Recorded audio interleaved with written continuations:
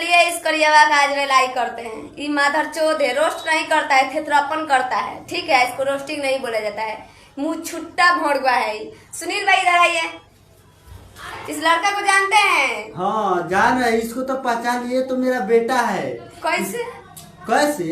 इसको माई को मैं मकई का खेत में मैं पेला हूँ।